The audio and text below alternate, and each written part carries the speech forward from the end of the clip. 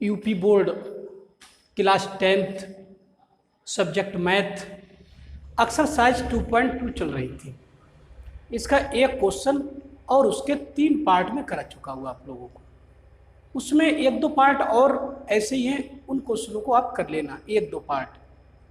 तो ये question number 2 की बात कर रहा हूँ मैं। Question number 2। क्वेश्चन नंबर 2 को समझाने से पहले मैं कुछ इस क्वेश्चन से संबंधित जानकारी देना चाहूँगा, जिसे सभी बच्चे ध्यान से देखें। यदि हमारे पास कोई द्विघात समीकरण के मूल दिए हुए हैं, जैसे जो हमारा द्विघात बहुपद हुआ करता था उसके शून्यक हमें निकालने होते थे, लेकिन यहाँ पर शून्यक दिए हुए हैं और द्विघात बहुपद हमारे लिए निकालना है, तो उसका बिल्कुल विलोम है ये। वहाँ द्विघात बहुपद दिया होता था, उसके शून्यक निकालते थे।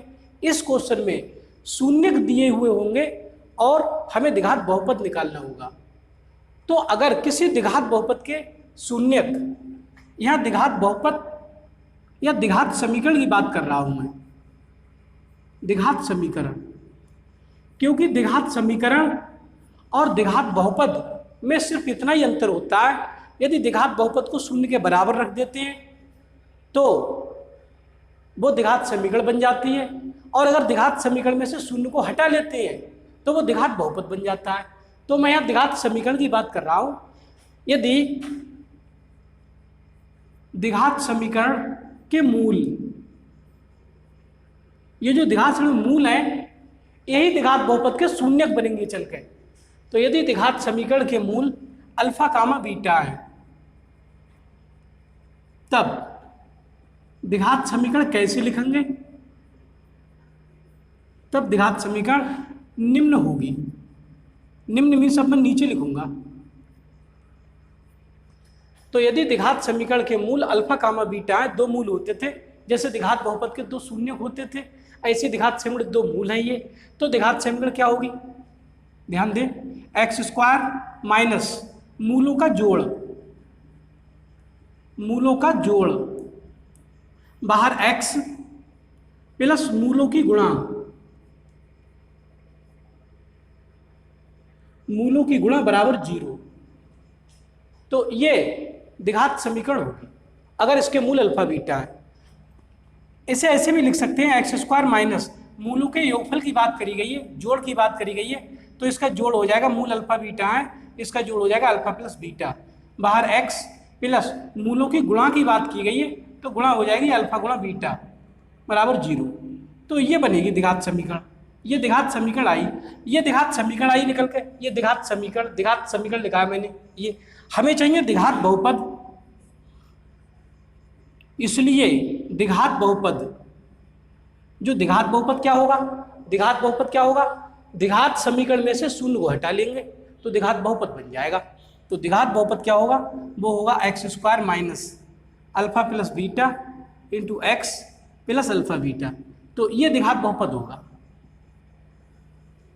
तो इसकी ये मान अब हमें निकाल के दिखानी है। क्वेश्चन में यही कहा है, द्विघात समीकरण के इन्होंने मूलों का योगफल दे दिया है और मूलों का गुणनफल दे दिया है, मीन्स शून्यकों का योगफल दे दिया है, शून्यकों का गुणनफल दे दिया है, तो इन्होंने द्विघात बहुपद की बात की है। तो इस फार्मूले से निकाल लेंगे।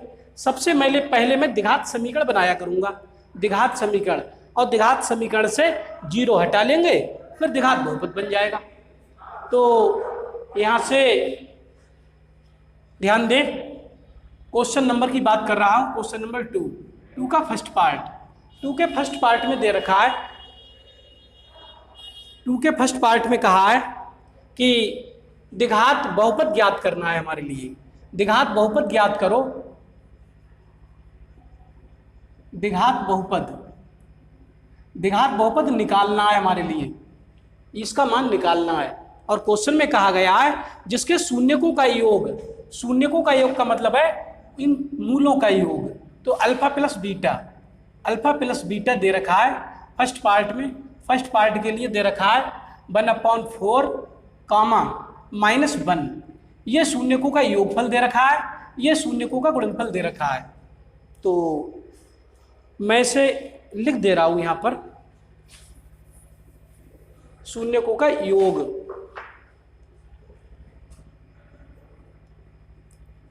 शून्यकों का जोड़, शून्यकों का जोड़ दे रखा है इन्होंने 1/4 और शून्यकों का गुणा, शून्यकों की गुणा दे रखी है इन्होंने -1। ये चीज क्वेश्चन में दी हुई है। तो जब ये दी हुई है तो शून्यकों का जोड़ दिया हुआ है, तो शून्य 2 होते थे अल्फा बीटा। शून्य के मूल द्विघात समीकरण के मूल कहलाते हैं और द्विघात बहुपद के यही शून्य कहलाते हैं। तो ये शून्यकों का जोड़ का मतलब है alpha plus beta, alpha plus beta का मतलब है 1/4। तो ये और गुणा की बात की है तो अल्फा गुणा बीटा, अल्फा गुणा बीटा का मान -1 है। ये चीज क्वेश्चन में दे रखी है। तो अब मैं सबसे पहले द्विघात समीकरण बनाऊंगा। द्विघात समीकरण देखें, द्विघात समीकरण, तो द्विघात समीकरण कैसे लिखेंगे? द्विघात समीकरण का सूत्र है x² - alpha plus beta, x² - alpha plus beta into x plus के अल्फा बीटा बराबर 0। ये दे रखी है द्विघात समीकरण। तो ये योगफल भी इसमें रख देंगे, गुणनफल भी इसमें रख देंगे, तो द्विघात समीकरण आ जाएगी x² - अल्फा प्लस बीटा का मान है 1/4, तो 1/4x और अल्फा बीटा का मान -1 है, यहाँ -1, ये तो प्लस है तो इसका मान -1 है, इज इक्वल 0। ये बात समझ में आती होगी। यहाँ से x² - 1/4x प्लस माइनस -1 बराबर 0, तो ये मिला। यहाँ से ये जो 4 है 1/4 है, तो 4 से गुणा करा दे रहा हूँ सब में मैं, इस पूरी समीकरण में 4 से गुणा करा दे रहा हूँ। यहाँ लिखे दे रहे हैं 4 से गुणा करने पर, 4 से गुणा करने पर जब इसमें 4 से गुणा करा देंगे, 4 से गुणा करा देंगे तो ये मिलेगा 4x², ये मिलेगा 4x² माइनस, इसमें जब 4 से गुणा होगी, इसमें जब 4 से गुणा होगी तो 4 से 4 कट जाएंगे, ये 4 से 4 गुणा होने पर 4 से 4 कट जाएंगे तो 1x रह जाएगा माइनस का 1x, और इसमें 4 से गुणा होगी तो 4 एकम 4 माइनस के बराबर, इसमें जब 4 से गुणा होगी तो 4 शून्य का 0 0, तो ये मिलेगी हमें द्विघात समीकरण। हमारे लिए चाहिए द्विघात बहुपद, इसलिए द्विघात बहुपद जो द्विघात बहुपद क्या होगा, इसमें से 0 हटा लेंगे हम, तो द्विघात बहुपद होगा 4x² माइनस का 1x माइनस के 4, तो ये द्विघात बहुपद आ जाएगा। ये आंसर हुआ है इस क्वेश्चन का। तो मैं समझता हूँ ये क्वेश्चन समझ में आ गया होगा।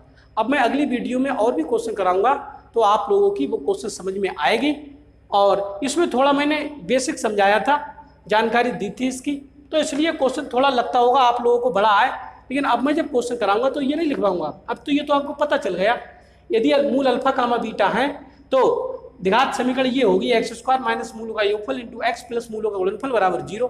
ये ऐसे लिख देंगे x² minus alpha plus beta times of x plus alpha beta is equal 0। अब बस यही चीज दी हुई थी हमारे लिए, योगफल दिया हुआ था, गुणनफल दिया हुआ था, योगफल दिया हुआ था, गुणनफल दिया हुआ था, तो ये दोनों वैल्यू इसमें रख दी, हल कर लिया, द्विघात समीकरण आ गई, 0 हटा दिया तो द्विघात बहुपद आ गया। तो इसलिए क्वेश्चन थोड़ा हो सकता है लंबा लगता हो, लेकिन अब मैं जो क्वेश्चन कराऊंगा वो शॉर्ट में ही कराऊंगा, छोटे, क्योंकि ये हमें लिखने की आवश्यकता नहीं है। तो ये क्वेश्चन सब लोग समझ में आ गया होगा। मेरी वीडियो को लाइक करना, चैनल को सब्सक्राइब कर लें और बेल आइकन भी प्रेस कर दें। जब भी मैं कोई वीडियो अपलोड करूंगा तो उसका नोटिफिकेशन आपको मिलेगा और आप मेरी वीडियो से लाभान्वित होंगे, भविष्य में एक अच्छे गणित छात्र के रूप में जाने जाएंगे। तो इस वीडियो में इतना ही, धन्यवाद।